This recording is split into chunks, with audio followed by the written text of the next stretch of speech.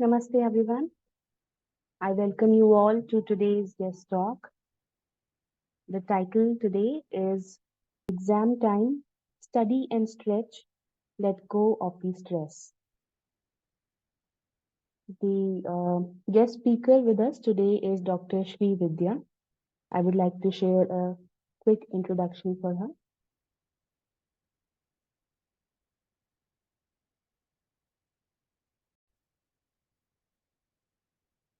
Dr. Srividya is a career and life coach who works with teens, adults, and returning professionals to help them find joy and alignment in their careers and life. After working for over 20 years in the consulting, education, and corporate sectors, she founded LifeVidya in November 2019. Her work in LifeVidya is focused on helping students, professionals, and women at different stages of career and life transitions. Welcome, ma'am. Thank you so much for joining us today and look forward to an interesting session with you. Over to you, ma'am. Namaste, and thank you so much, Dr. Bijlani and Arunima. And thank you to Leena, Ramita, Matilda, I think Rishikeshji. I think this must be a very busy time, especially for students. So for those of you who managed to take out time today, I think I'm very grateful because I can see that students and parents are like, oh, we don't have time also to attend this talk. We are just going through so much. So yeah, I truly appreciate all of you who took out that time. And Arunima, do I have screen share rights? Sir can provide that. Sir, please. Okay. So just while that's happening, what I want today's session to be is something that gives us perspective and some tips. I know this whole thing of exams for those of us who are parents or caretakers or students who may watch it later, if you can take out the time to watch it later, this is not the time where we give out long-term these things. This is a place where we have to give cut tips because we are currently in exam mode. So the way I'm going to try and do this, and we are only 7 of us, including, me and the hosts here. So I'm going to try and do this in a mode so that if you're seeing it later, just go through it as if it's a small mini workshop for you. So whenever you can, take out 10 minutes and just follow the process or the questions. So I'd like this to be a little interactive. And if that's okay, then I'll share my screen and I'll start. Yeah, is it okay?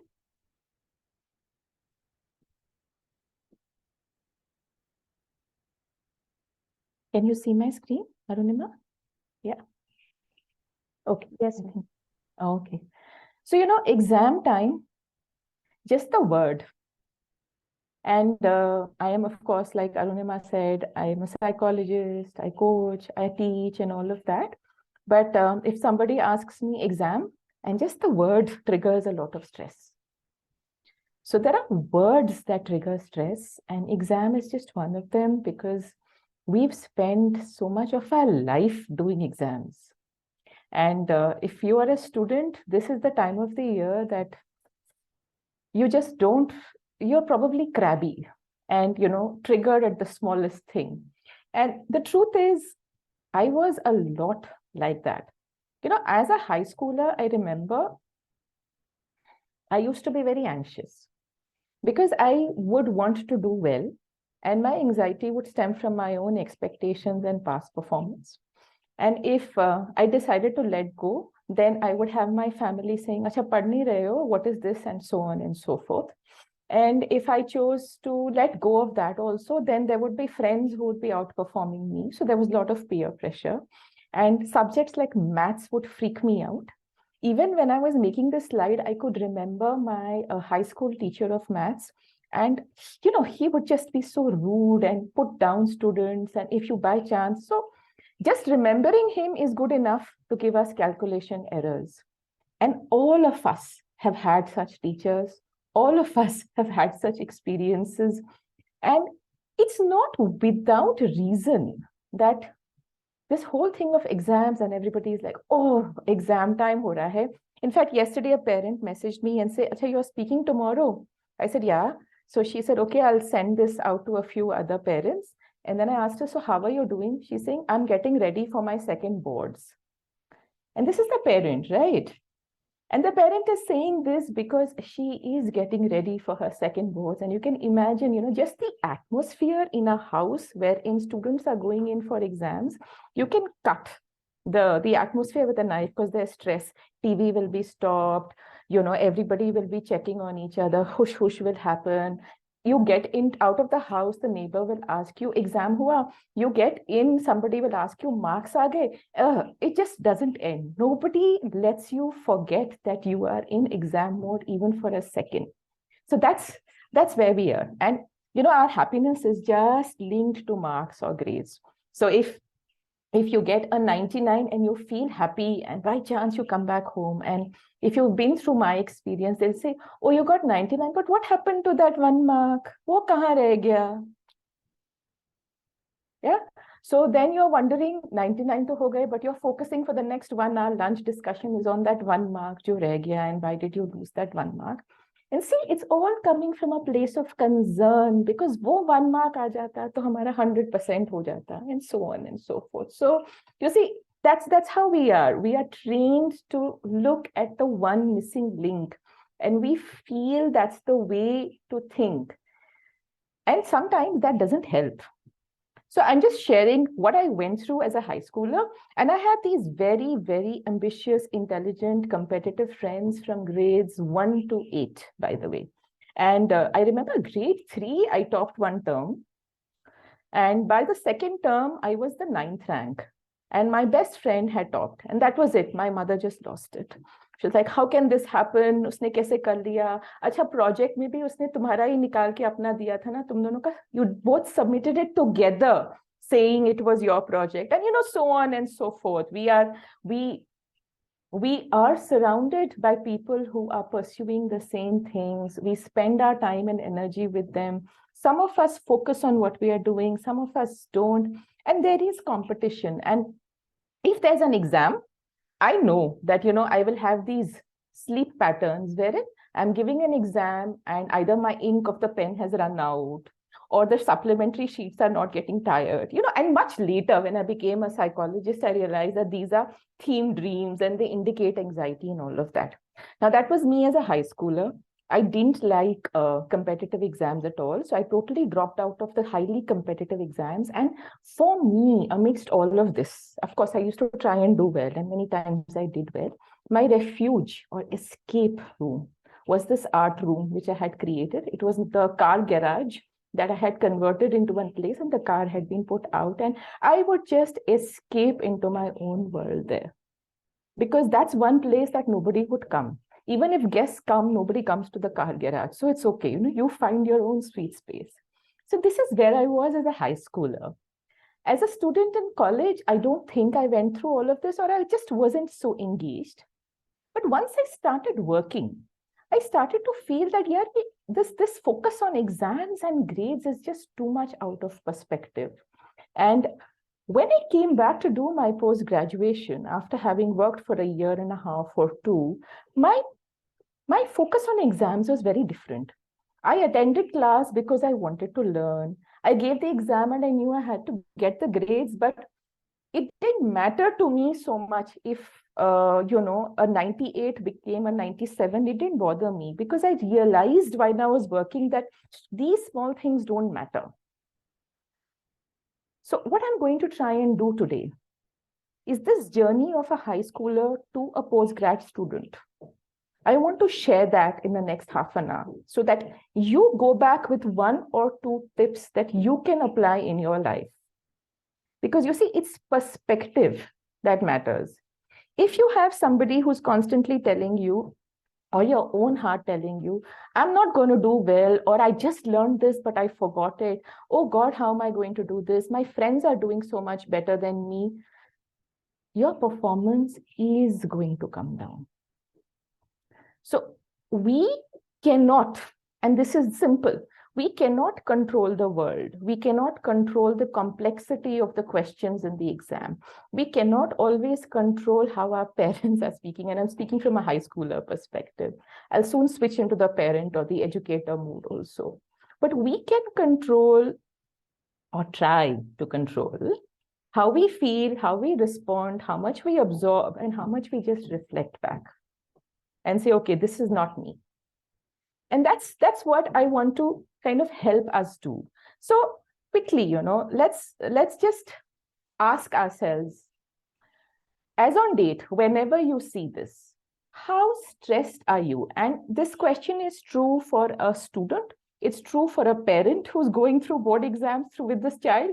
It's also true for anybody else. Just rate yourself and say, how stressed are you? Extremely, 5, 4, 3, 2, 1. And I have had friends who are going through exam mode and they are just so chilled. Okay, it's 12 o'clock. I will start studying now. I studied only for 1 hour. We have that also. So in such situations, then it's the parent who is very stressed, I've noticed. The child is just going through. So wherever you are, just rate yourself, because if you want to handle exam stress, you have to know what is your stress level. You have to work on your awareness. And each one of us here is on a different place today. And we may be in an entirely different place tomorrow, day after, and so on and so forth. So let's know where we are. So the first thing is become very aware of the level of stress you're experiencing. Just pause and ask yourself, how am I feeling? Am I learning? Am I taking too much on myself? Am I putting too much focus on the negative comments? Where am I? This practice of reflecting and pausing and asking yourself questions comes in very handy. So once we've kind of done that, the question that we have to know is, how do I know I'm stressed? And I have seen children, they'll say, no, I'm cool, I'm cool, I'm cool. And suddenly they're climbing over the stairs and they'll trip. And you know that they're just this bag of stress, but they're trying to be very cool. Various symptoms, I don't know what it is true for you. So for me, it could be a headache. I have seen children complain of stomach ache. Suddenly there will be a lack of appetite. Hands shivering, hands are sweaty. Things that you have learned, you suddenly forget. Or you don't sleep very well. I mean, there are 100 different things. And I'm not going to make this, a dictionary of stress symptoms. But how do you know you are stressed? And what is your first trigger? This is getting a little out of my hand, out of my control. So just note down. And if anybody here is willing to put or take a piece of paper and put that, or even add it in your chat box, then we can, of course, interact, and I can integrate that in the discussion as we move along. So, but otherwise, just figure out, how do you know that you are stressed? That's one. And if you know you are stressed, then what do you do with it?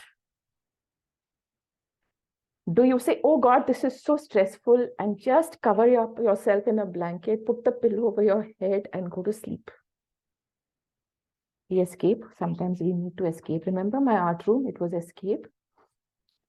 And I have a comment on the chat. My son is not able to sleep. Yeah, this happens. I mean, there's too much anxiety that we carry forward and we're not able to sleep. So thank you for that, Lena. Let's add a few more things. So what do you do when you feel stressed? What does one do when you're not able to sleep? Because our brains are overstimulated. We are constantly thinking of things, and your brain has to come down to a level of restfulness before you fall asleep. So a winding down routine helps.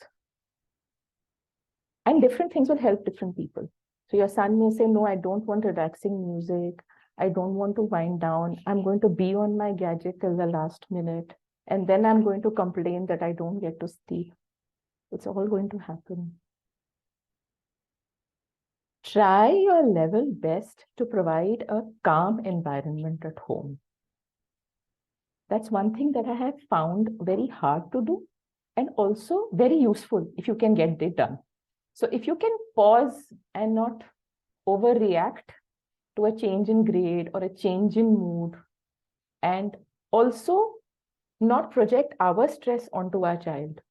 I haven't had help since morning. I have a series of deadlines. I'm working towards them. Why can't you also do that? Sometimes they can't do it. So how do I know I'm stressed, and what do I do when I feel stressed? These are two things that we really need to be very conscious of. So if you get into binge eating, you take to sugary drinks, you're going to get into a sugar cycle. So we talk about coping mechanisms and what are the prime causes of stress. So this is common, grades and exams. There's just too much work, and too much work accumulated till the end because we all procrastinate. It's common. No leisure time. Obviously, if there's too much work, then you don't have time. You wait till everything just explodes, and then you don't have any leisure time. And then the critical voice of others, if not of others, if our own selves saying, oh, I can't do this, I just can't do this, I just can't do this, and it just goes on. And uncertainty, will the question paper be tough? Will the teacher be very nasty when they are marking the paper? Oh my God. And, negative thinking. Friends will call and saying, have you done this? Oh, I also did this. And then they will ask you this very cryptic question, which comes in some box inside and say, for those of us who've seen Three Idiots, there is this one person who goes around putting magazines that distract his fellow students just before an exam. We all know that. We all know that. We all know what happens with friends and study groups and so on and so forth. Okay, and yes, there's peer pressure, So I had this student who had come to me, and the main thing he had was anxiety, especially during exams. And he said that, I just hate to walk into that exam room. And then there is this dull silence, and there is everybody so nervous and everybody pouring at their books and the teacher looking like this. Just the environment, it freaks me out. So yeah, it's true. The environment freaks you out. And we're going to talk about all of this and how we can do just a little bit here and there, dance along a little bit so that we can reduce it. Just reduce it so we become a little bit more effective then and there. In this last one, I really want to emphasize those of us who are in grades 10 or in grades 12. Before you reach grade 10 or 10, grade 9, everybody will say, now next year is grade 10. So you've heard it for a year in any case. And once you're in grade 10, you will hear it, now you have to give board exams. And before your summer vacations are over, I remember one of the girls I was speaking to in history, just after the summer vacations, she had a test for 7 or 8 chapters. So how did they do 7 to 8 chapters of history, which had only, I don't know how many chapters they had in their syllabus, within a month of school opening and have a test after that? Because they just ran through it. There is no assimilation, there's no learning. The education system currently is that let's have as many repeat tests as possible. Let's keep putting pressure on them. Let's keep testing them so that when the board exams come, they are much better. This method may work for students who work very well under continuous pressure. It doesn't work for everybody. So if you're going through this, then maybe every time you don't do it at the 100th percentage. So it's like, my daughter was preparing for some school races and they were making them, practice every day. So I was like, I know this sounds ridiculous, but don't do your best every day. It's okay. No, it's a practice.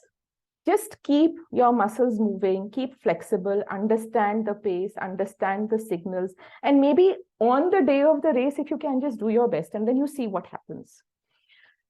This I found useful after I taught.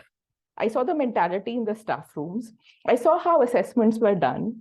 I saw when teachers would say, you know, let's just put pressure on them, because if we don't put pressure on them and we don't do very strict marking, these children are not going to do well.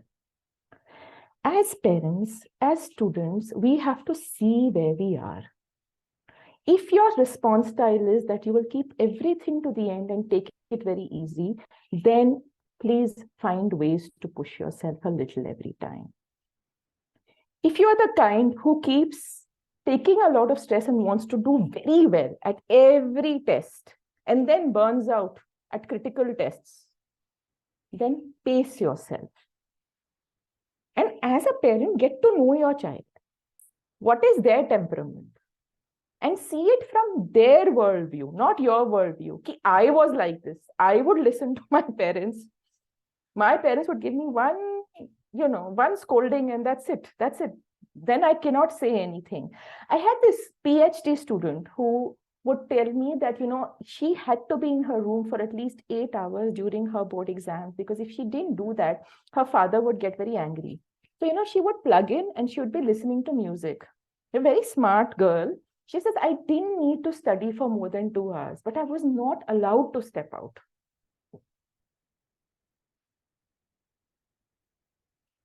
So it was well intentioned from the parent that let her focus on studies.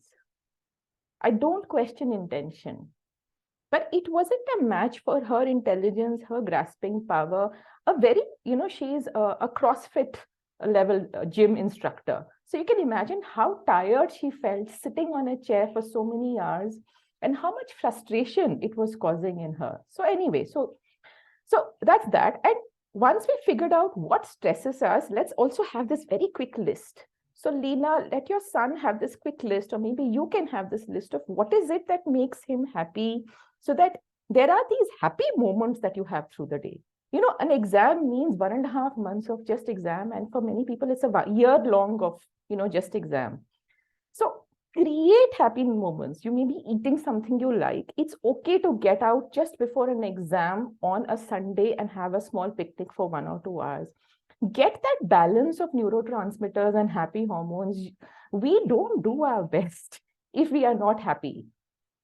We don't do our best if we are stressed. So if we are trying to make children or make ourselves do better, we have to find that balance.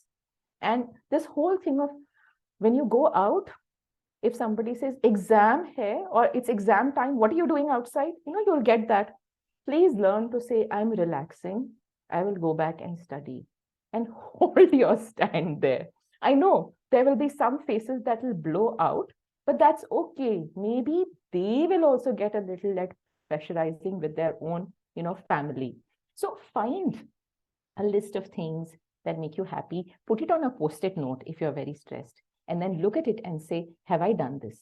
And don't say, I want to go for a vacation to Andamans for 2 weeks. See, we can't do that. Try and find things that you can do in 15-minute, 30-minute slots.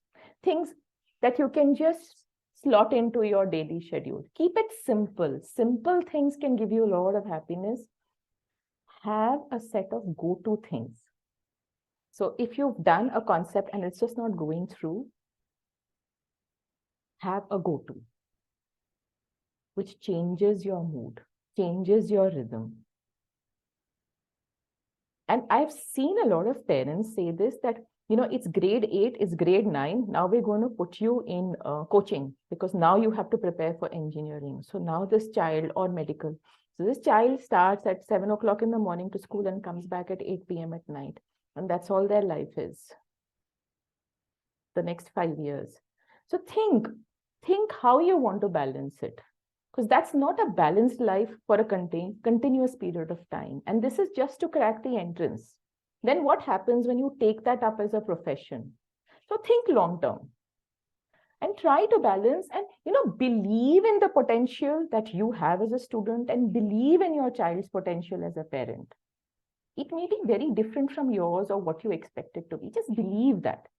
And exams are just that. They are exams. So quickly, when you're doing this, I asked you to make a list of things. Now ask yourself, when was the last time I did this? And I asked this boy of 16, 17 I said, when was the last time you played the guitar? He said, the guitar makes me very happy. Oh, it's lying upstairs in the loft. I haven't. Pull it down. Keep it handy. If you're saying you're stressed, that means you're doing a lot of something, or you're doing a lot of something that you don't like. Now, if you just spend 2 minutes thinking, what is it that you like doing? What is it that you can do? And take that time out to do it. And you will find that you are actually able to focus more. Because you've allowed yourself to be happy. We have to allow ourselves to be happy during exam time. We have to allow ourselves to feel calm during exam time. Currently, the culture is like that if you're calm during exam time, everybody looks at you and says, Kya ho gaya? What happened to you? I mean, are you okay? So rewire yourself. It's okay. So do this. Things that make me happy, and last time I did it. And if you haven't done it in a long time, a quick question for anybody in the chat box. When was the last time? I mean, do we have any students here? No, I'm not sure. Okay. So fine, doesn't matter. Even for parents, For parents who are very stressed, what was the last time that you did something just for your happiness? Because if you are a less stressed parent, then when you go to ask your child or your teenager, how are things, you will transmit a different energy. And the teenager won't turn around and say, go away, don't ask me right now. Because you see, the energy is transferring. We are like batteries. We carry stress energy. Just if somebody walks into the room or the house and they've had a bad day at work or a bad day at school, you will feel literally like the electrons in the house have changed because the energy has changed. So work on your energy if you are a parent. So this is something that I really, really feel that we should do, and we should have it as a happy reminder. These are the things that make me happy. Every day look at it and say, did I do something like this today? Did I spend even 5 minutes? Okay, so what I've observed a lot in students is that there's a lot of chatter about how to study. Don't study at night. Don't study late into the night. Don't do this. Don't study through gadgets. I don't know. I have noticed a full range. As a student, you become aware of what is your rhythm. So I remember I was talking to this one student, and he used to study from 5 p.m. in the morning to about 5 a.m. or 6 a.m. in the morning. And mother was very upset. And currently he's joined one of the most prestigious IIT institutes. And they were having this conversation with me. And then he finally piped in and he said, the connection is best for me in the kitchen. The way their Wi-Fi was happening. Now, in the kitchen, there's maximum activity happening through the day. So I want to study when there is no activity. So I start at this time and I can focus. And once he said that, his mother never paused and asked him too much. Because otherwise, there's a helper coming in, there's food happening. So figure it out. What is your rhythm? And if your bestie's rhythm is different from yours, find an overlap period, if possible, where you can chat. But if your bestie studies through the night and you are an early morning person, please allow yourself to study by your own rhythm. I have seen a lot of students who try to push themselves to become nocturnal because it's considered cool. Respect whatever is your rhythm. And this is not the time. I mean, I know there's a lot of studies which say that we shouldn't study through the night and all of that. Right now, I'm not getting into that because right now is not the time to sit and experiment too much with rhythm. As long as you're getting your enough rest and sleep and making sure that you are fresh for the next day's exam, it's okay. But yes, there are a lot of studies which say that it helps, but it's also important that you study in a place which is distraction free. And each of us are in family units or contexts where a lot of things are happening. So figure out your own rhythm. And okay, how many of us here meet last minute pressure to get working. I'm one of them. Just type yes in the chat box if you're one of them.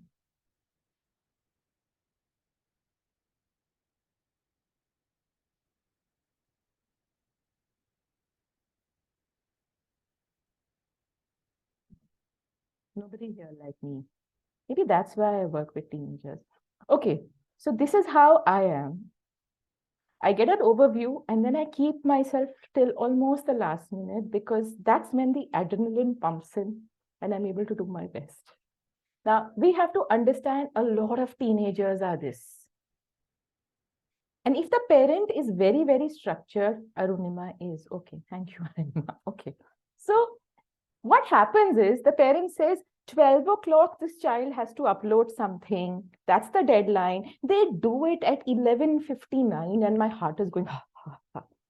Why? You go to sleep. Let them learn.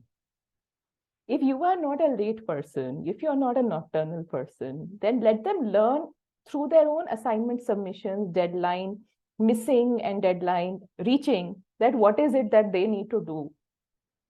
So if they thrive on last minute pressure, and many of us thrive on last minute pressure, by the way, the thing with last minute pressure is if it continues for very long, then it can get dysfunctional. But if you are the kind of student who loves to read everything everywhere, and just for the exam, you like to study last minute, as long as it's not a continuously disruptive process, you know how much pressure you have, you know what assignments you have, you know you like to submit things in the last minute, go ahead, do it. But you decide every time whether this is helping you or not. Key, become very aware. Don't go on autopilot. Become very aware, and till date, in the last minute, I like to look at things and I like to submit things. And I might make some changes, but it doesn't make me nervous. It helps me. So you have to see if it helps you. And study by your own style. Some of us love videos, some of us like notes. I had this friend of mine back in college. We would share notes, because there was so much to study in psychology. She once told me, Vidya, your notes, they are so voluminous. I look at them and I get nervous. I am not going to look at your notes. She's right. I'm happier, just looking at my something, and I'm not going to study looking at your notes. So just see what works for you. Don't do things just because everybody is doing it. And here's the context for parents. Now, this picture here, you see, as parents, we're very loving. We want the best for our child.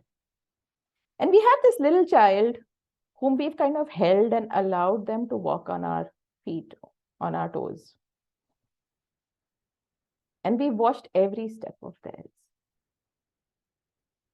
And now we are in a space where they are transitioning into middle school and high school. And we can't watch over them like this. And at the same time, when we are transitioning to become parents who can't possibly watch over our children like this, the pressure on them is also increasing. It's happening together. So the pressure is from the parent side that, okay, I was first monitoring everything that you were doing, or I was helping with PTMs, I was doing this, I was doing that. And now you're saying, don't come, or maybe you don't want so much help, or you're asking me to be out. I'm not comfortable stepping back. So this picture is really for us to remind ourselves that this is how much we care. But we can't always be spoon feeding or doing so much. And this parent who's sitting with these two girls, she's actually looking at her phone and saying, oh my God, this is what all the parents are doing. And this is what the kids are doing. Are you doing this? And we want our kids to do 100%. So this is what it is. Our relationship with our teens is transitioning as a parent. And we are transitioning. And if we are not mindful that we have to make that transition, we go through a lot of stress because we are trying to dictate everything they do, including which stream. I had a parent who said, I asked my child to take science because I took science and I can teach him.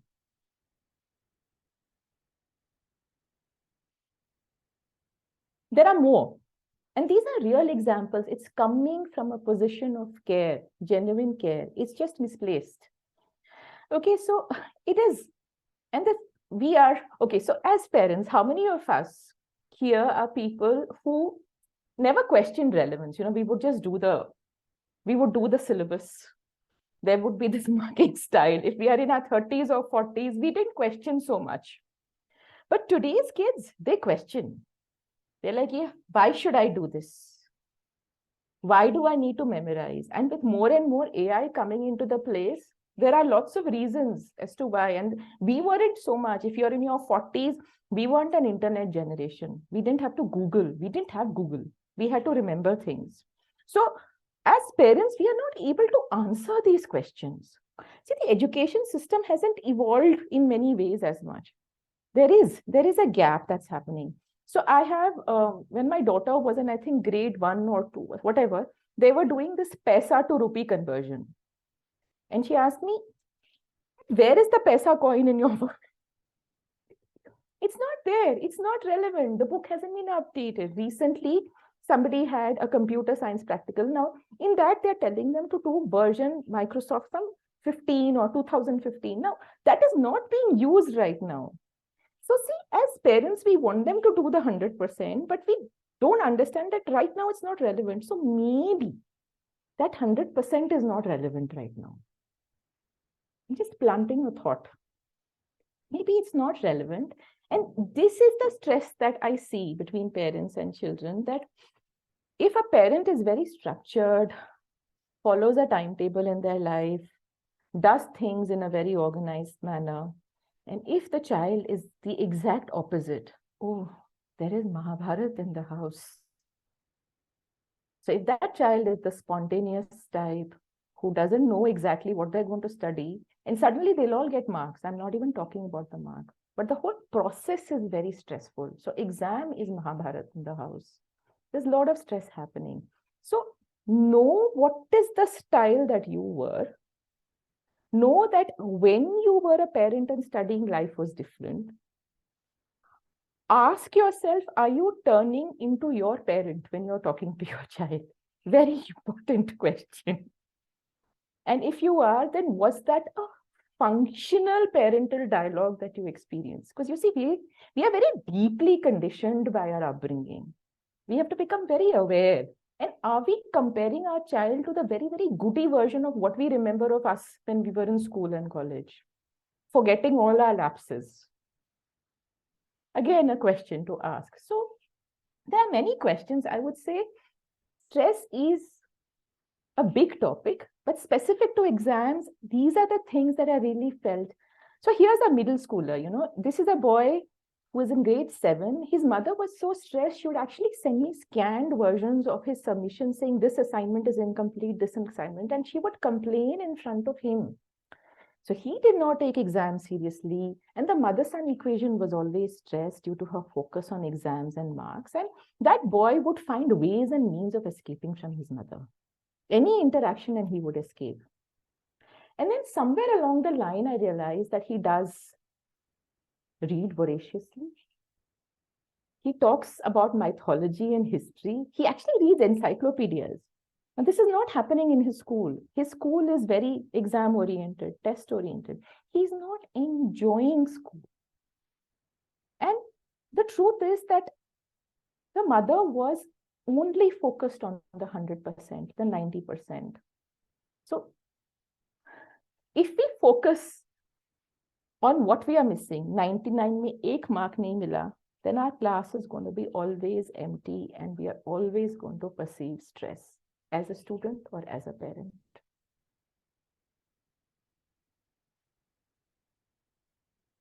And that's what it is. We can keep complaining, but that's what it is. So we also have students who need help. I mean, this child, heavily into gadgets, a lot of parents talk about this, especially during COVID.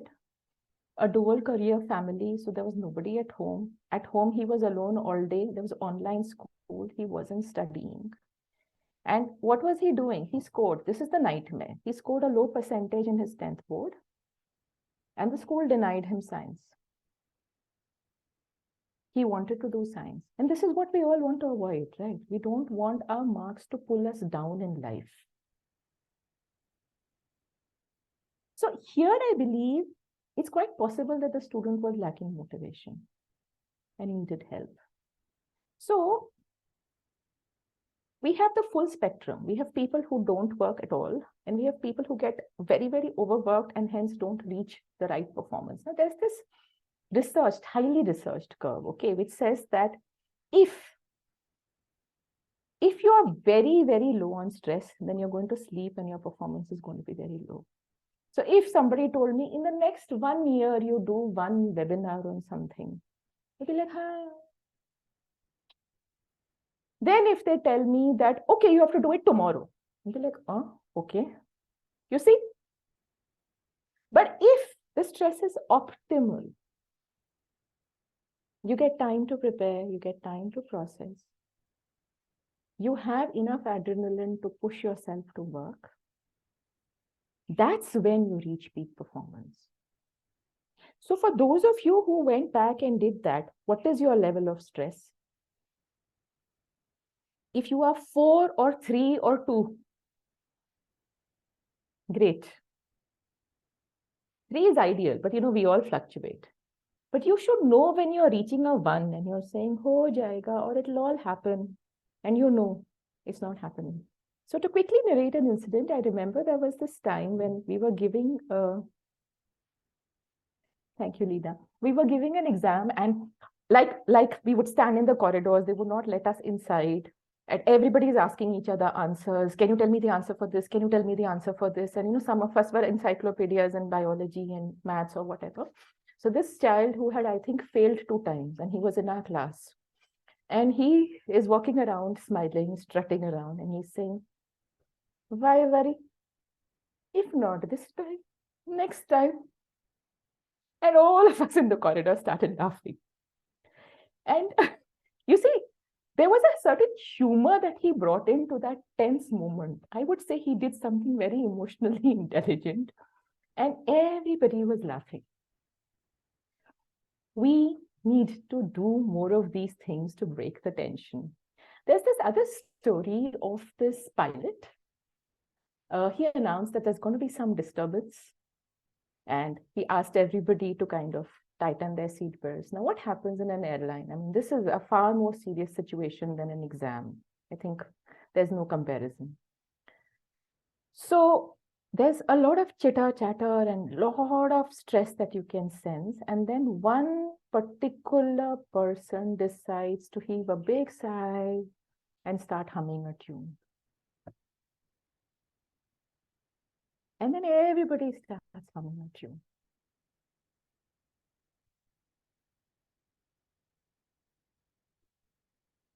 Awareness that I am getting stressed,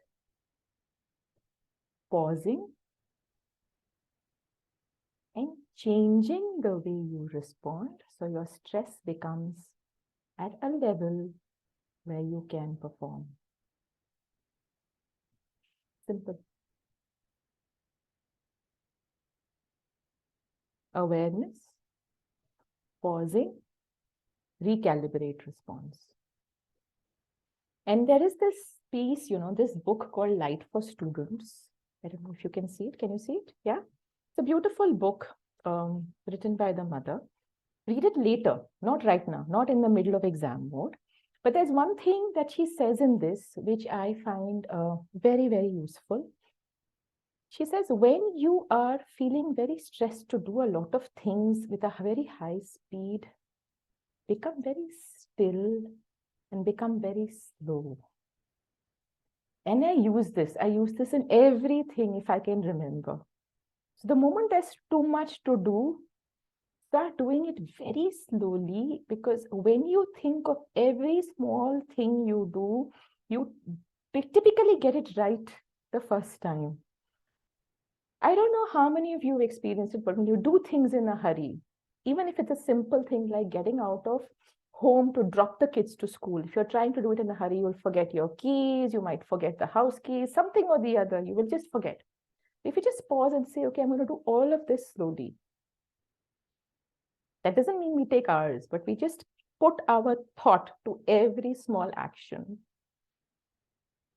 Do that with your studies. When things are going very fast, you breathe. In your head, you slow down.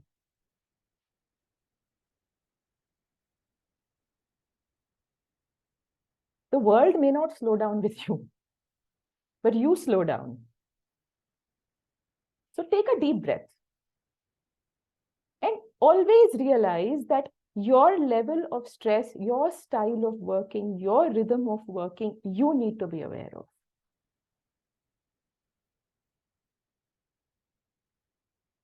Okay. And this is one thing, we can do this in 30 seconds. So know what your triggers are. It may be a teacher whom you see and you feel very nervous when you see them. It may be an examination hall. It may be something in which you just feel triggered. That's it. Know what triggers you. And, we all have these happy experiences. So there's a lot of research. NLP is the science. It doesn't matter what the science is. Just close your eyes and imagine your own happy experience. It could be you playing a guitar.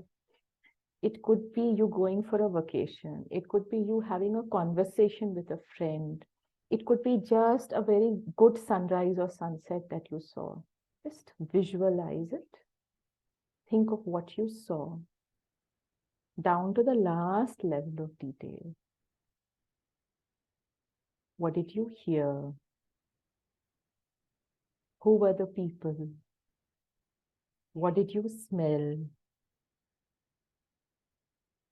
And repeat this experience in your head. Like a deep visualization with complete sensory smell, touch, what were you wearing, where were you sitting?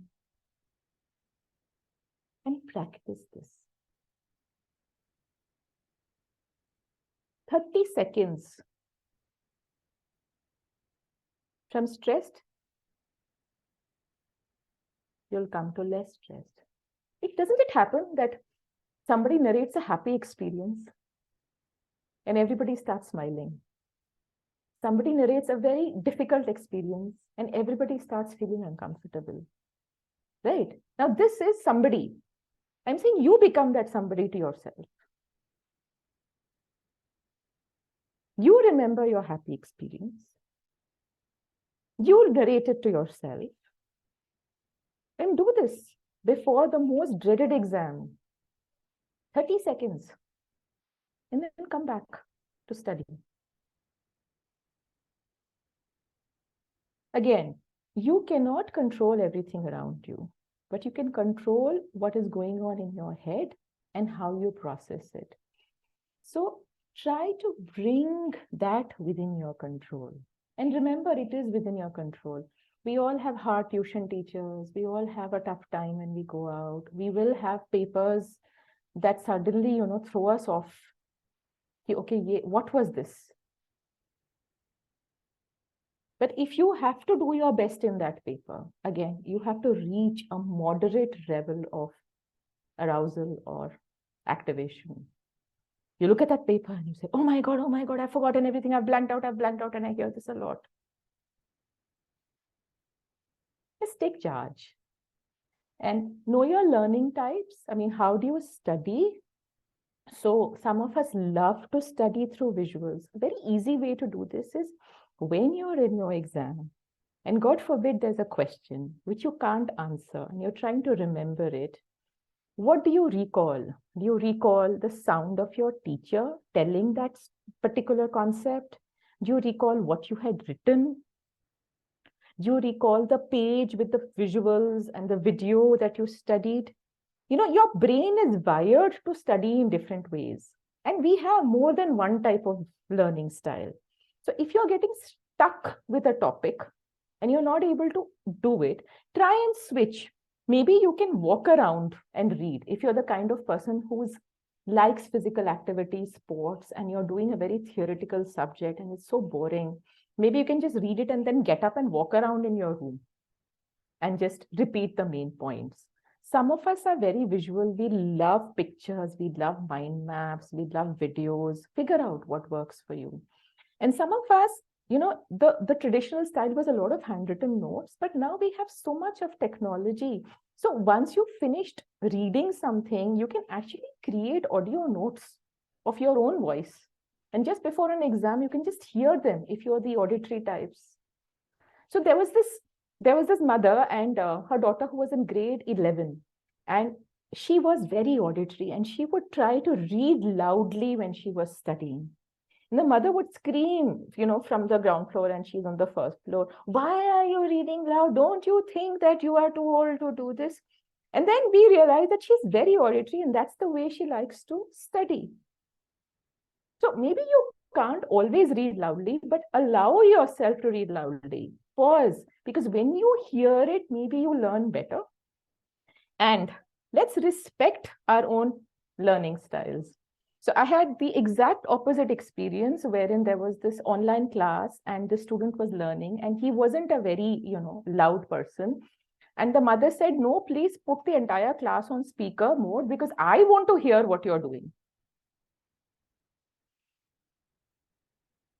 So respect your learning style, understand it, and give space for it. Request space for it. It's okay if we are walking around. There are lots of things, like for instance, you may want to read an entire concept and just go for a walk. So you've exercised a little bit, you've been out in some fresh air, and then you come back and review it. If you're a person who doesn't like to sit and study for long hours, many of us are that, and it really challenges us at these times. So this is one thing. And so many times we have this thing of, I have studied, but I don't remember anything. And then we just burst into tears because we don't remember anything. Let me assure you, if we have studied the concept reasonably well, it's there in our brain. And many times these children will come out of an exam and suddenly somebody will say something and then they'll narrate the entire answer. So we haven't forgotten. We just haven't been able to retrieve the information at the right time. So that is a challenge. So simple things, we're all familiar. Have you all heard of WebCure? Violet, indigo, blue, green. Simple, right? So when you are memorizing something, use the first letters of each significant word. You can use it in history, you can use it in anything, and you can make an entire string and put a post-it on the side of your book, especially for things that are very hard to remember. Use these small things. I remember there was this periodic table that my students once recited to me, and I was like, this is such a beautiful way to learn. And then I asked them for it, and they gave me this printout, and that printout ran into so many pages. I said, are you crazy? Who's going to learn this? And then I found a YouTube video, and that video just had 2 lines. So chunk it down and understand. So that periodic table is very beautiful. It goes down to talk about, this particular metal is associated with this.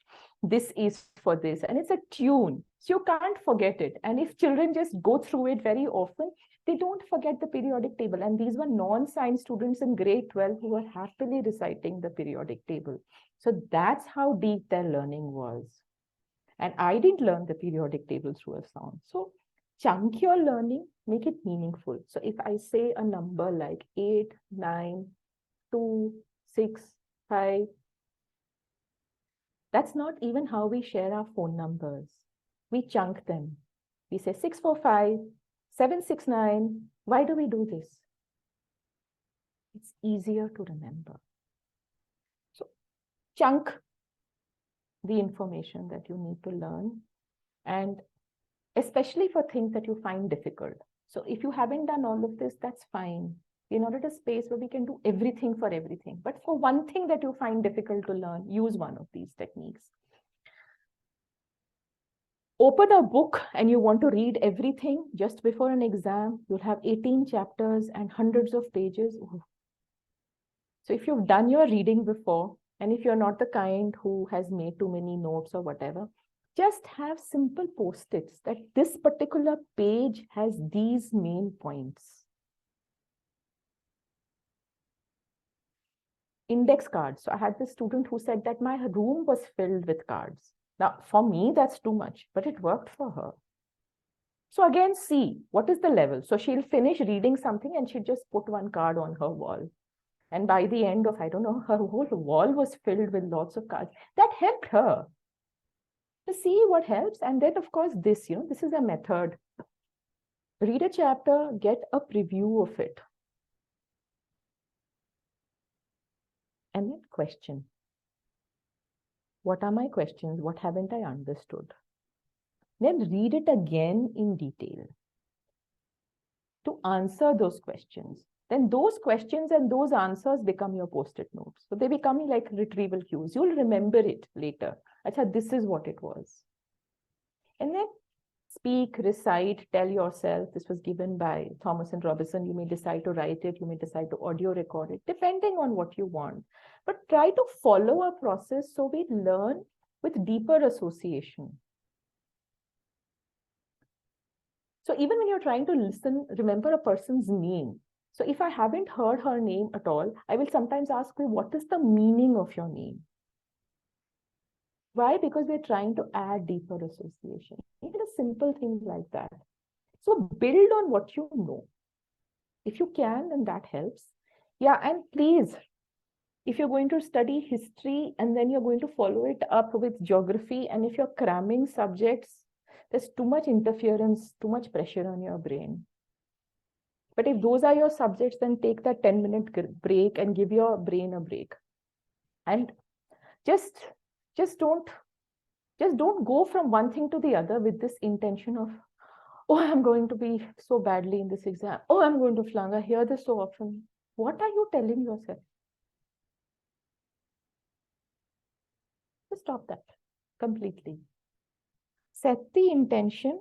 I'm going to study half an hour, 20 minutes, 1 hour. I'm going to focus on this. I'm going to put away my devices unless I'm referring to my devices to study, which is the case many a times. But if you are referring to your device to study, for those 30 minutes, please don't see many other Instagram reels and WhatsApp messages. And then face fatigue because you've been in your room and you've been studying, but you don't know how much time you actually spent studying, and hence you don't remember anything. That is a cycle I see a lot of us getting stuck in. Just be very mindful of that. We do need our devices. We can't do without them right now. This is how the world is. Even the teacher is sending notes on devices. What to do, right? So yeah, become aware, some tips, optimize, please avoid multitasking. This is something I've seen. Somebody will be studying chemistry, they'll be learning one chapter, and then suddenly they'll see, oh my God, I haven't done this. That's it, that chapter is left. Halfway through, they've gone to this. And then they say, oh, my friend is doing this. And then they've gone to that. And at the end of the day, by the way, a lot of us as professionals also work like this. A lot of us as mothers also work like this. There is called attention deficit cleaning disorder. Mothers and parents and home housekeepers say that, we start cleaning one place and then we find this other place is so dirty that we go and clean this. The same thing. We get nothing done. At the end of the day, the whole house is a mess, but we've done so much activity. Same thing. Focus on one thing. Focus, focus, focus. Do. Rest, rest, rest. Start. The next activity. And it's simple, and fix a place to study. So if you're trying to lounge on the sofa and study, it's okay, as long as you can focus. I'll tell you why I'm saying this. I don't want to be pedantic, but when you fix a place, what happens is your brain naturally starts concentrating on that place. There's an automatic unconscious process. You're not spending 10, 15 minutes settling down, trying to get comfortable, seeing which place the light is good. Your brain is just automatically wired to sit down there and focus for half an hour. You save time. I'm just trying to help you save time. But if that is not working for you, then find a way to make your brain focus very fast. Because otherwise, we've had situations wherein Children are inside, they're there for an hour, and they take more than 45 minutes to start focusing. And that may be because of devices, it may be because they're thinking like that attention deficit study problem. I do this, I do that, I do that. Focus and do this. And okay, so the Pomodoro technique is study 40 minutes, 20 minutes. A 40-minute chunk, break it up into 20 minutes.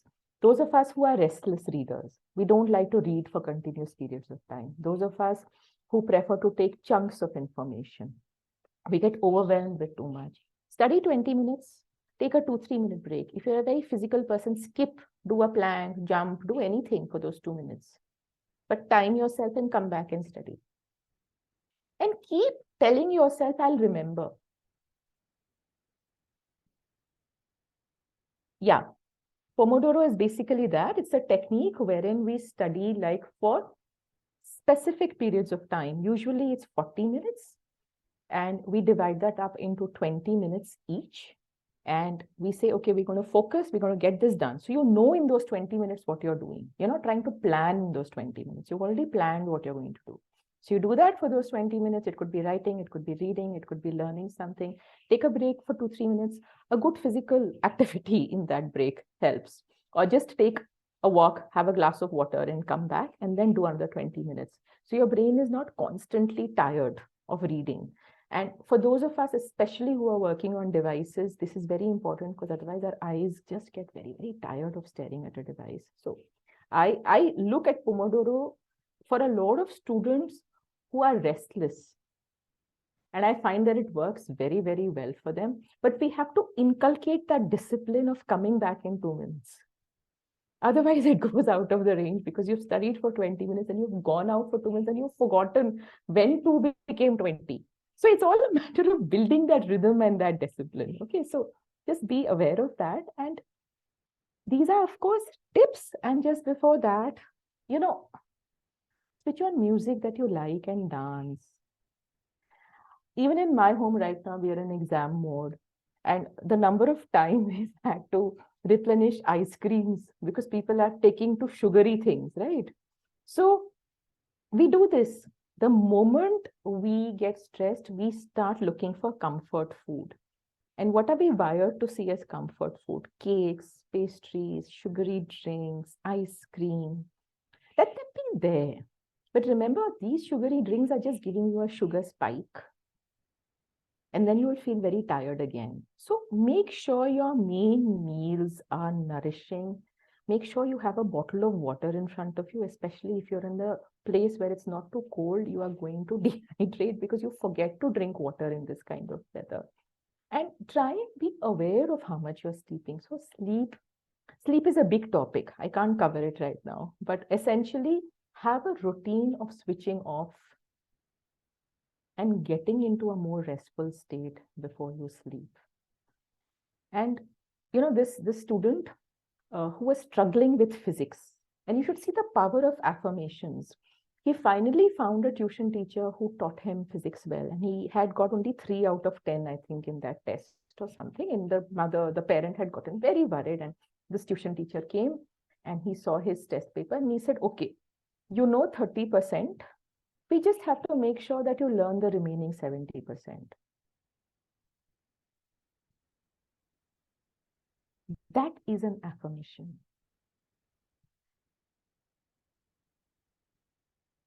So give yourself positive affirmations if you are finding yourself stressed and burdened with work. Now, if you're like my friend who didn't study and who failed 2 times, which means level of inclination is low, then please make your plans weekly, daily, if possible, hourly, and find a buddy who will pull you up. Get more disciplined about it. Because, there are some things that we just have to do, and exams is something that we just have to do. I'm sure there are lots of other talents that that student has. So if you are in a place where your drive is very low, then push yourself, make your to-do lists before you go to sleep. I love that, by the way. If you have your to-do list before you go to sleep, then your mind is clear. You know what you have to get done the next day. Usually one sleeps off well. That's one thing that works for some of us. Um, if you are not the kind of person who likes to plan every day, have a broad weekly plan and then review your plan. If you're very stressed and you look at your to-do list and you get stressed, then put your to-do list on the side, have a broad weekly plan, and every day have a done list. I did this, I did this, I did this, I did this. And just the joy of ticking off, this is also done, this is also done. It just brings down your stress level. So if you are overwhelmed, chunk it down, make done lists. Okay, I've done this. Bring it down to the small list. If you're overwhelmed, pick up the easiest subject and study. Your confidence will get a little better. Then pick up something which is of moderate difficulty or slightly higher difficulty. Exam management is a lot about confidence. It's not only about studying. It's about managing your confidence levels. And we all will have disturbing noises, chatter people, family members.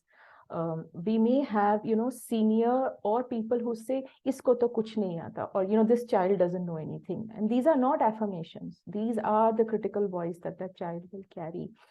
So if you are being subjected to that as a student, tune off, go to your happy place, because it's not helping you. And if you are one of the senior members or any of the people, just see if you are giving that kind of messaging, because we are not doing it because we want to pull somebody down. We have heard that kind of talk as children, and it's become such an integral part of us, and we are not aware. So just that. But now I won't talk. Thank you so much. Yeah, of course, get perspective. This is all so important. Learning is important. And exams very often are not focusing on learning. So if our learning is focused, then exams is just a part. Let's just see it as something we have to do in life. And I've had situations wherein, we say, okay, we've put so much money into this tuition, so much into this coaching. Now we have to look at this much, and this child is not doing anything. And the child will say, but I never asked you to do all this. So we have to balance. I mean, what is the amount of money, time, and effort we are investing in, and why?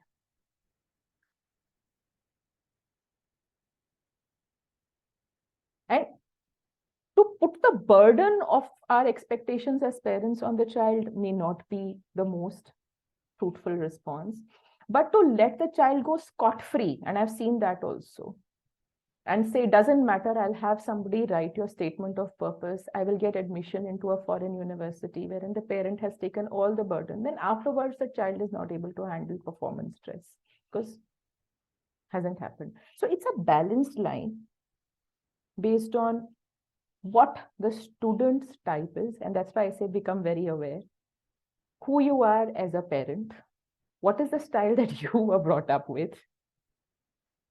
And every day, just become a little bit more aware and try and reach that moderate level of stress, that moderate level of activation. So you want to do something every day, but you're not getting overwhelmed by it. Yeah, that's it, I think. Thank you. I've been on a monologue. So thank you and good luck. And yeah, any questions? Okay, yes, 7 p.m. And yes, I've speeded up. Thank you.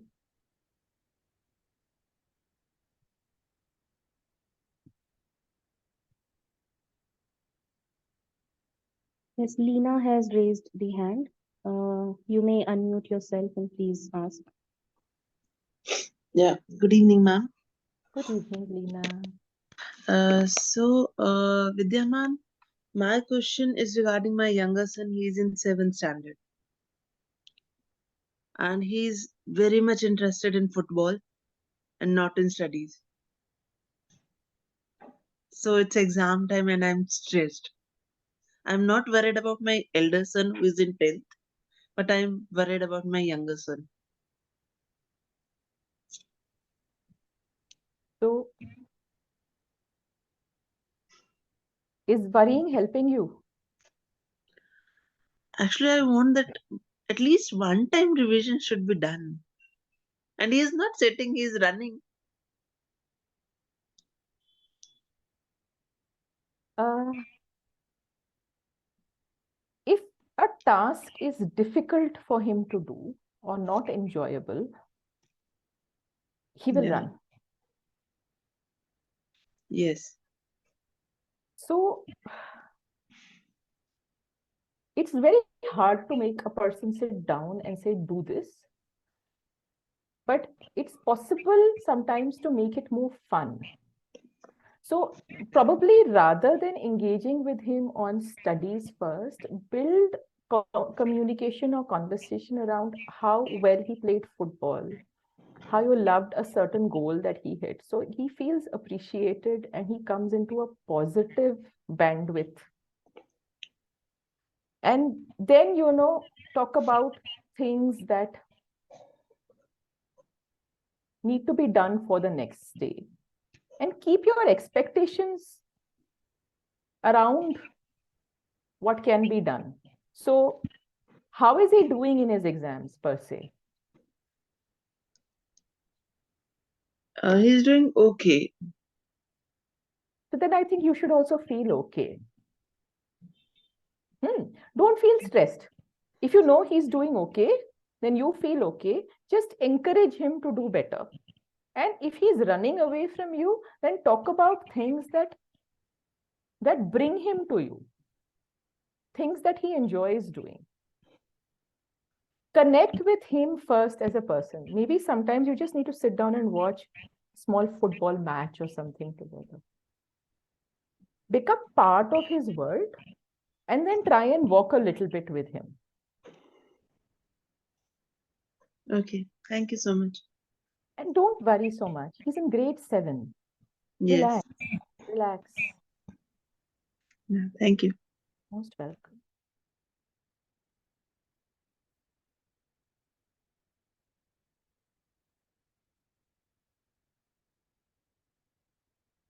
I think there's a hand raised. Please unmute yourself.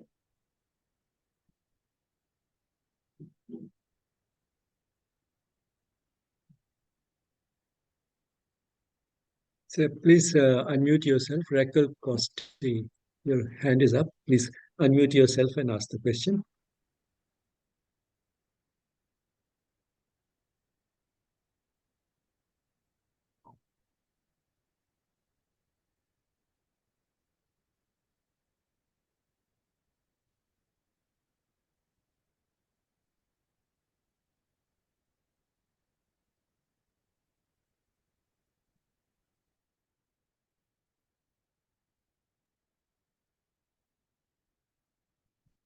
And she's raised her hand but is not asking any question. So in the meantime, I thought I'll just add a little to what Lena asked about her child who is in class 7. There are a few things. One is that he doesn't revise everything at least once. Now, maybe that's the way Lena herself learned, that she thought that revising everything once a few weeks before the exam or a few days before the exam is extremely important. But that's not the way every student works. Uh, if I look back, I mean, I didn't work that way. Uh, because, as Vidya said some time back, that quite a bit of what you might have studied long back, if you really understood it, comes back, in fact, at exam time. So you don't have to have done it a day earlier. And secondly, there are different styles of learning. And the style that works best is what is called strategic learning. Broadly speaking, there are 4 different styles. One is superficial learning, which doesn't work. The other is in-depth learning. The student spends a lot of time on some narrow area in which he's very interested, but then that will not count for much in the exam. That also doesn't work.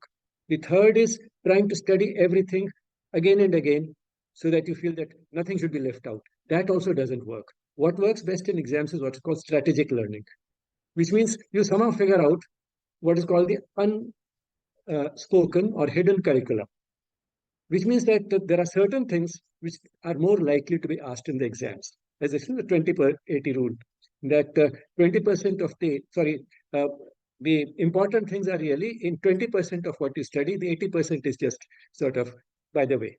So the person who can figure out what that 20% is does well in exams. So maybe your son is that type. So he's studying less, playing football, and still doing well.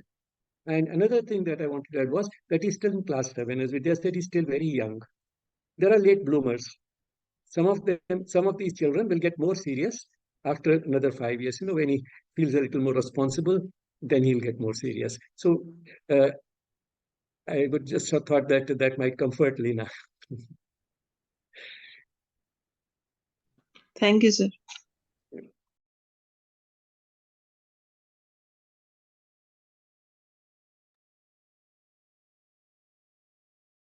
Anyone has a question to ask, please unmute yourself or put up the question in the chat box.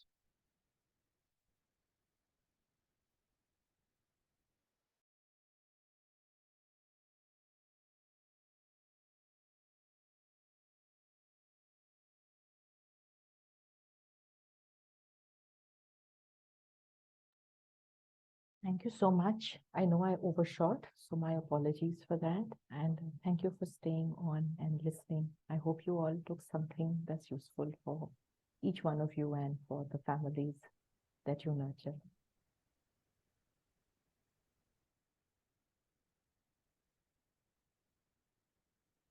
Sir, do you have anything to share or can we wind up this session? Sir, please unmute. I can share a few things, although we are running out of time, and we have already run out of time. One is, we often focus on what the children should do and what the parents should do, because that is what we feel is within our reach. That is what is doable for us. But a lot of this stress is because of the system, and the system at two levels. One, the type of society we have. In this respect, the Western societies do much better. If you are passionate about something, we often keep saying that you discover your passion and then follow that, you'll do well, and then you don't have to worry about what everybody else is doing.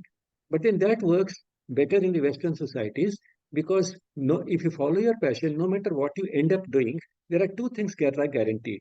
One is a reasonably good lifestyle, a reasonably good income. So even if you end up becoming a plumber or a carpenter, you do pretty well. I mean, you can live a pretty decent life. Secondly, not only the person can have a pretty decent life, even as a carpenter or a plumber or an electrician, he also gets a certain minimum amount of respect in the society. So status is another thing that we all want. So he gets a certain amount of respect in the society just by virtue of being a human being. These are two things which don't happen in our society. So it's easy to say follow your passion, but why people don't do it, they insist on a few certain selected professions, is because of these two reasons. Second thing is, what is it that we need to change? And that is the system of education. The system of education, firstly, too many facts that are taught, although they're not relevant, as was pointed out. Secondly, the focus is on learning, not on how to learn. Thirdly, in the exams, the focus is on factual recall. And what has happened is, in fact, in this respect, things have gone from bad to worse.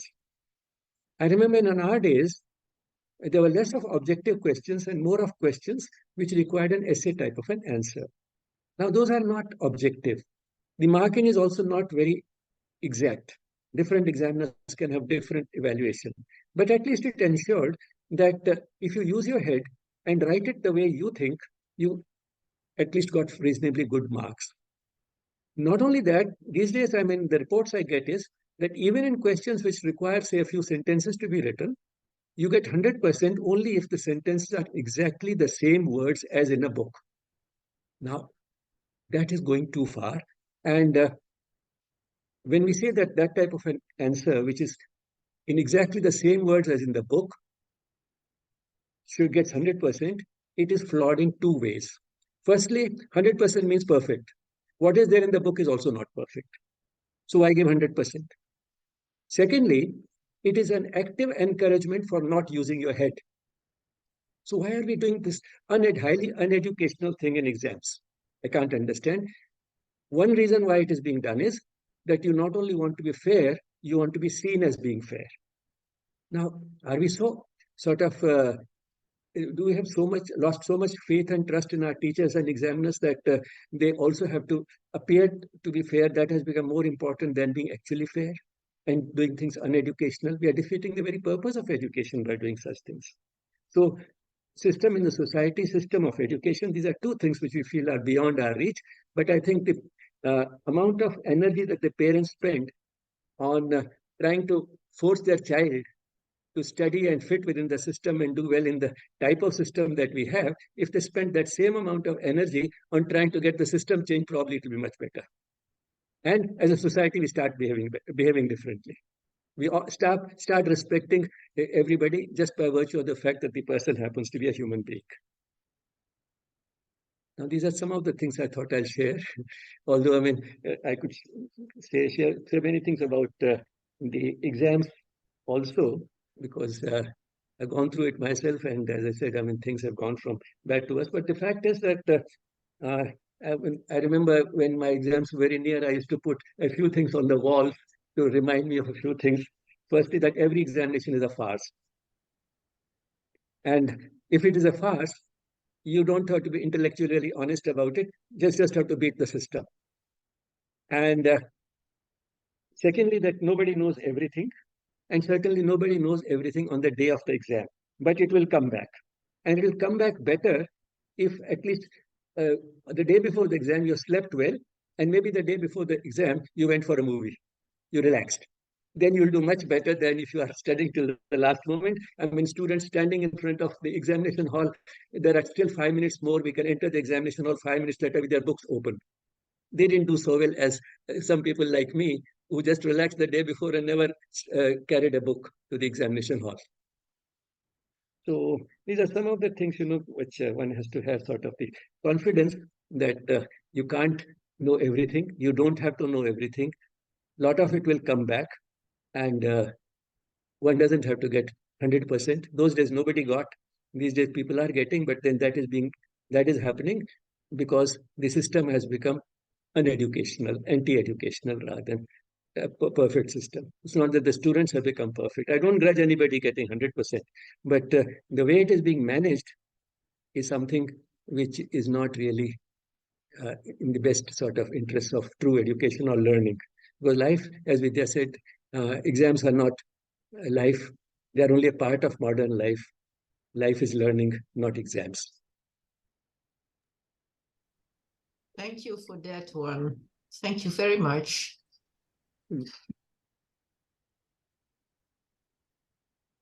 Thank you, sir, for your comments. Thank you so much, Vidya ma'am, for such an insightful and helpful session and for sharing your time with us. I feel that the observations and tips that you shared would, of course, help the students and parents, but even others in any stage of their life or career. It would be helpful. Thank you so much. Thank you so much, Arunima. Thank you so much, Dr. Bislani. And thank you to everybody who's come here and stayed on. It means a lot. Thank you. Thank you. Thank you, Vidya. I'm sure those tips will be very valuable. And even those who could not pick up everything during the talk, they can go back to some of your slides later in the recording. Those who didn't attend, they can also watch the recordings. I'm sure they'll have many valuable tips, both the parents and the children, to feel better, because that can be done immediately at our end. We can't change the system overnight.